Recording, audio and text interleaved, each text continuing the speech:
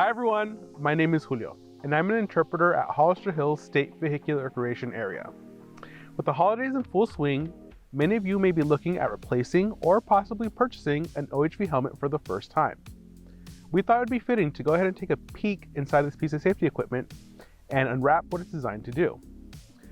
Helmets today are much better designed to help protect our head when involved in an accident by managing the force of impact. However, if your helmet has already been in an accident or it's older than 5 years, many helmet manufacturers, along with independent testing facilities like Snell Foundation, highly recommend you replace it. Let's go ahead and take a peek inside a helmet and see what we find.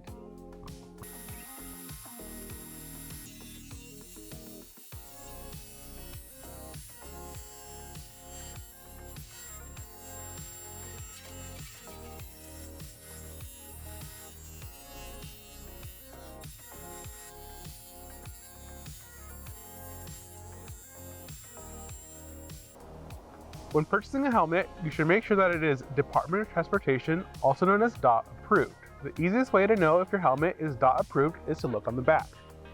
Most approved helmets will have a sticker and/or label indicating that it meets the minimum requirements as outlined by the Department of Transportation.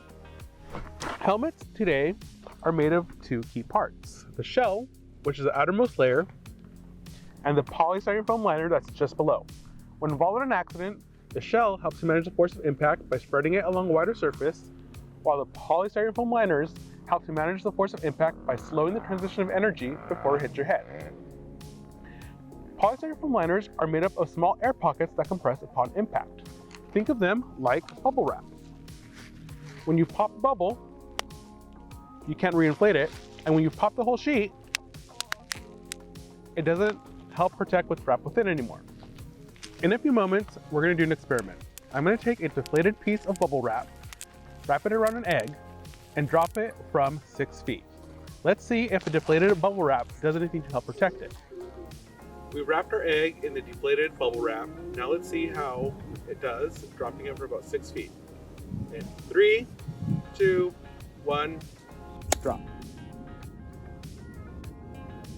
So just like the deflated bubble wrap did very little to help protect the egg from cracking when I dropped it, a helmet that's been compromised where the polystyrene foam has already been in an accident and some of the air pockets have been deflated will do very little to help protect your head if you're in an accident a second time. So thanks for watching our videos, and we hope you tune in next time. Have a nice one, you guys.